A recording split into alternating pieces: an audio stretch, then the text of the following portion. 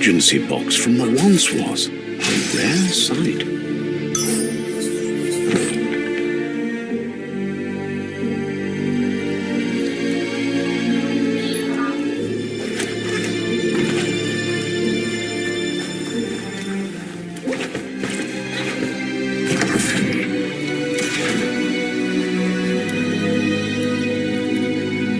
That pipe looks weak. The claw bar should come in handy.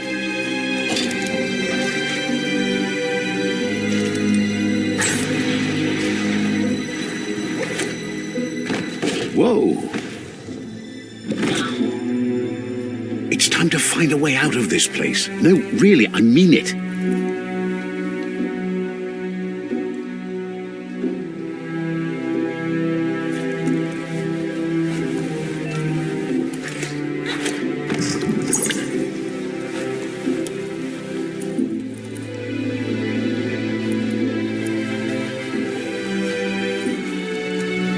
The morks produce biomatter in their multi-organ that they shed under distress, blobs that affect the cellular coding strands of any living being when absorbed, including you.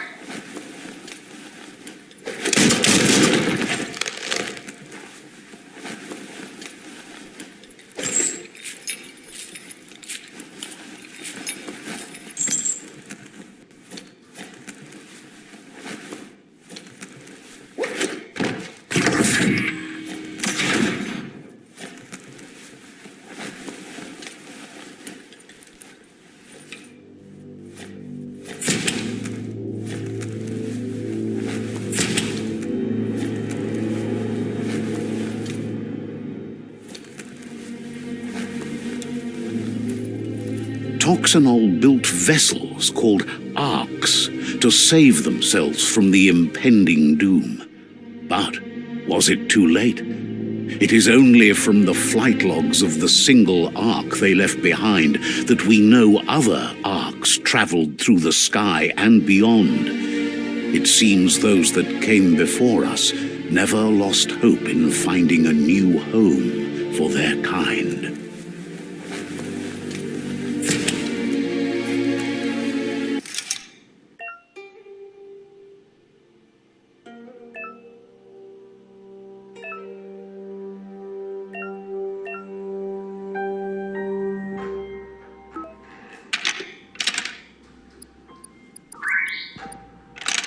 Just a few moves left. Make them count.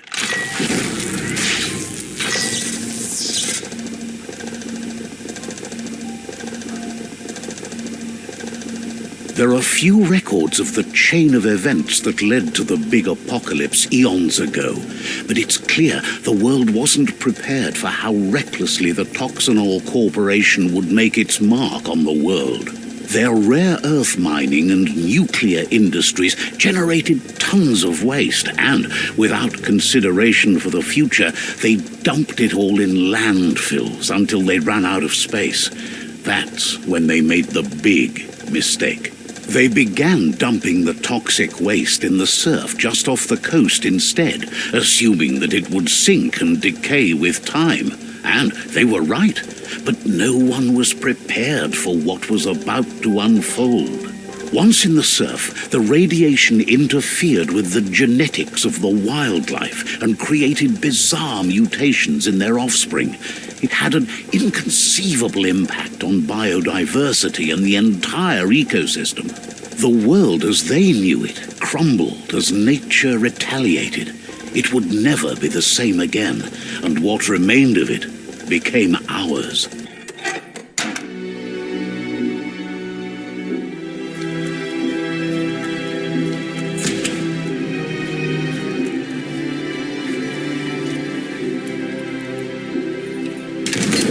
The sound of spark metal going pew-pew is never a good thing. It's coming from behind that door. A warning label. The box looks like a potential brain melt. It's going to take a bit of puzzling to short-circuit the door. Quite a shock to the system. Let's try that again.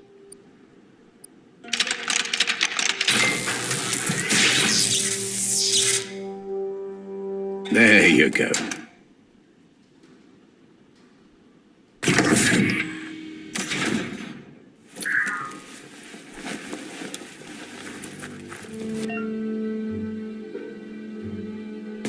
The wheeled one is outnumbered. You'd better help him out.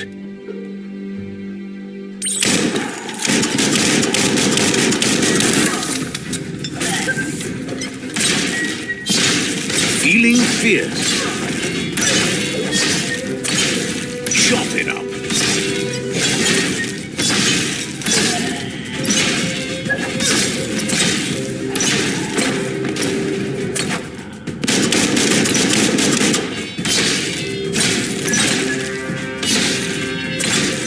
That's the last of them. Let's talk to the wheeled one before backup arrives.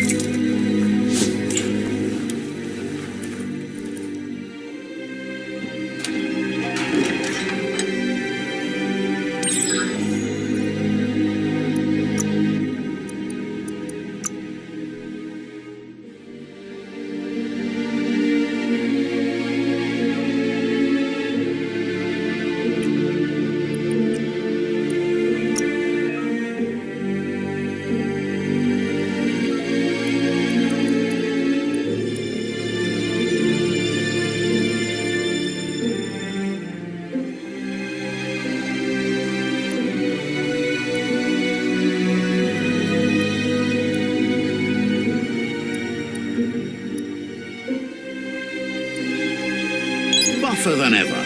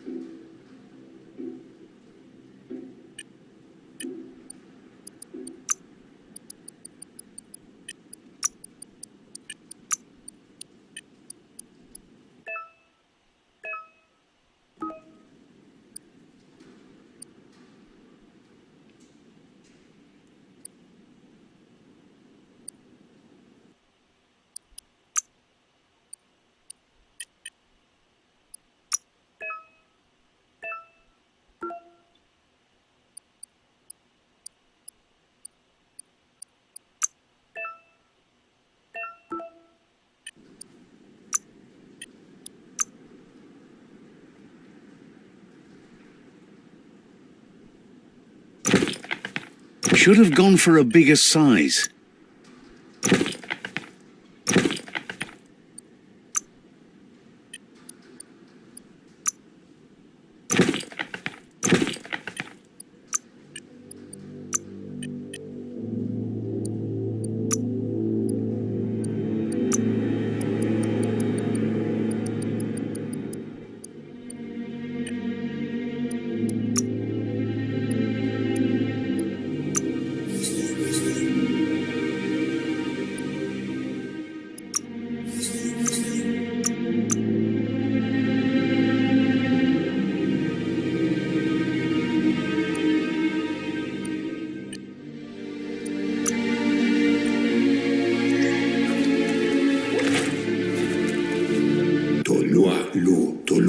He wants to thank you for taking his side against the scavengers.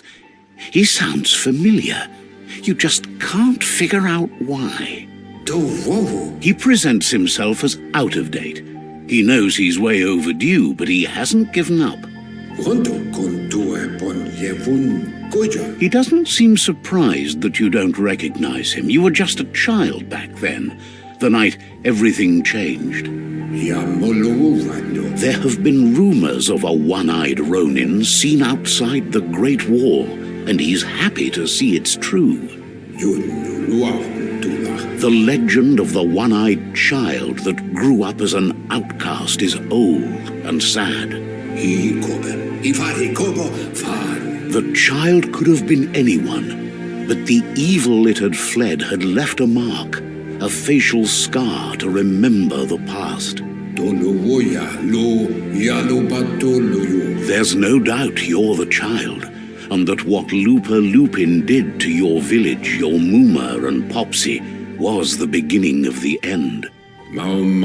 He says it has taken you a long time to bring the past back up to the present, to find your way back, but he's grateful you have. It was after the attack that the unity fell apart. Your Muma's disciples divided and formed tribes as a reaction to the blight that had fallen upon the land. Had it not been for the Tree of Life, no one would have survived.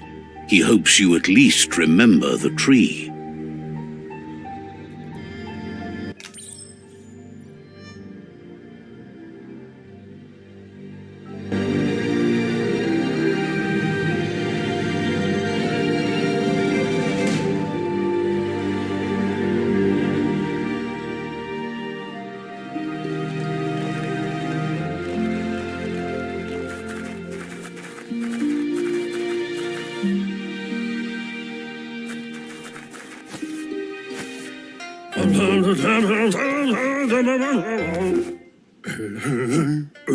Asks if you were tired, as it's a bit of a hike here from the village. He wonders if your Muma knows you are here. You're such a good child, so you probably did. Even the young forget. He understands why you came all the way out here, to see them, the potato people.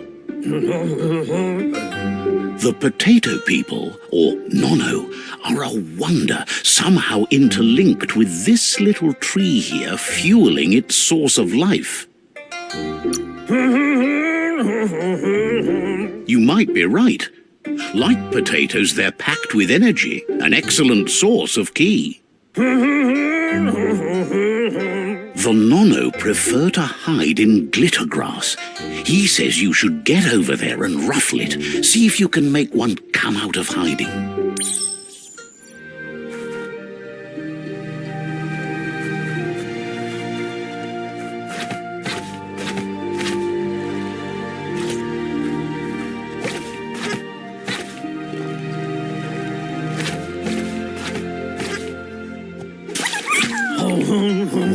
You found one. You should be proud. They don't come out for everyone. The Nono's ki energy is just what the Pensai needs to complete its cycle and grow into a tree of life.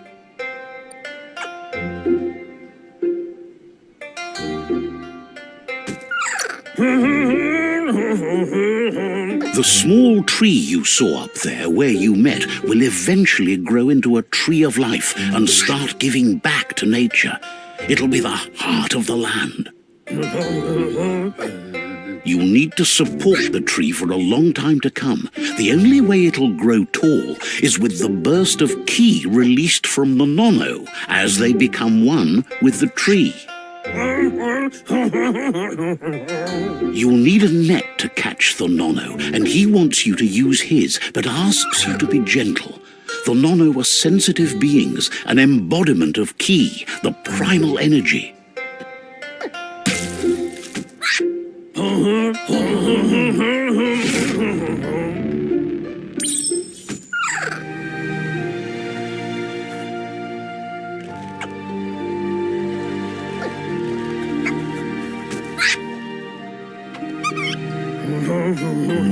You handle that net like you've never done anything else. He's impressed.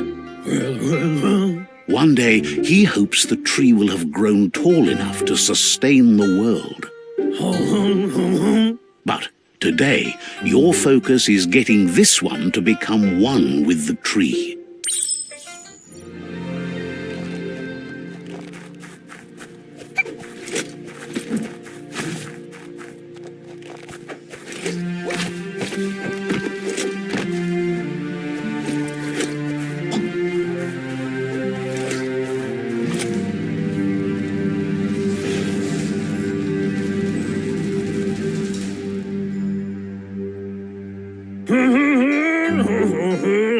Now that you've seen the Nono's connection with the tree with your own eyes, you have no reason to doubt. From this day on, he'll make nurturing the Pensai into a tree of life, a life goal, not only for our village's sake, but for all of us, everyone. One day, the land won't be as peaceful. Not even your Muma will be able to protect us. He says you'd better hurry back to the village before your Muma comes looking for you. You did good here today. No, she's got lots on her mind and needs rest after the raid last night on the Lupin camp with her disciples. Wonders if they let the Predator family live or not.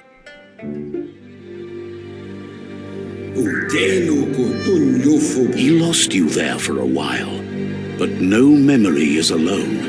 It's part of a trail you can follow. He says he remembers every single day he devoted to growing the tree of life, but now he's afraid it might be in vain. The tree started to die when the end of days begun, and it wasn't long after that that the World Eaters arrived. The genetic evolution that occurred after the apocalypse that Toxanol Corporation inflicted on the land set the World Eaters' DNA into overdrive.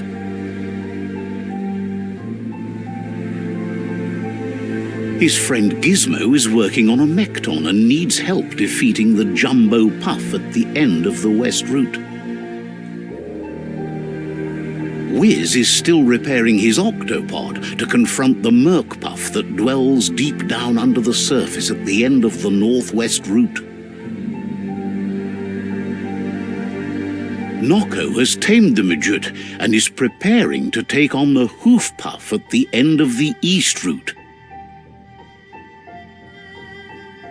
Finally, Goop is almost done with the Goo Glide, a machine able to ride the waves of the surf all the way out to the Porky Puff at the end of the route to the southeast. Out of Date says his friends are gearing up to stop the World Eaters. There's one at the end of each route. The road ahead won't be easy, but he's counting on your support. His friends aren't strong enough to end this on their own. He wants you to understand that you'll all die if the tree isn't saved. Regardless, you'll meet again once you've played your part in the tribe war and the situation with the World Eaters.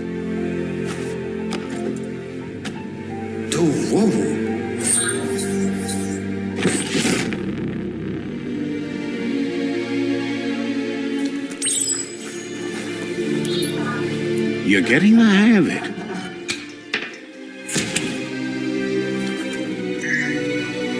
Quickest way out is through the roof where they came in, and the rope looks strong enough to climb.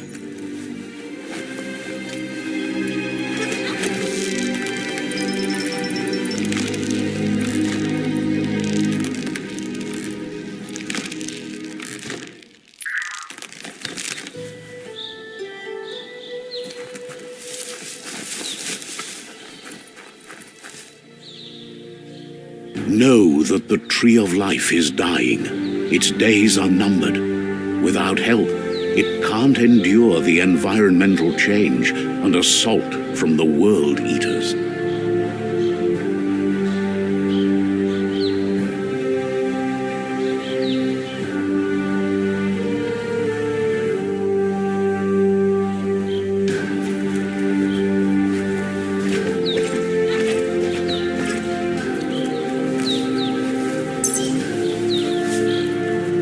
A signpost maps it out for the cartographically challenged.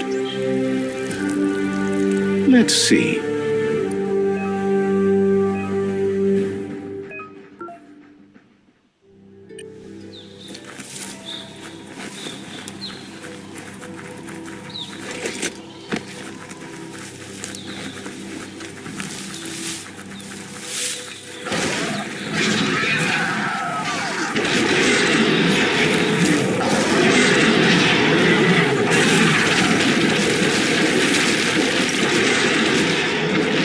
Must be the world eater that chewed off Out-of-Date's leg. You'll need a hat trick to bring that down.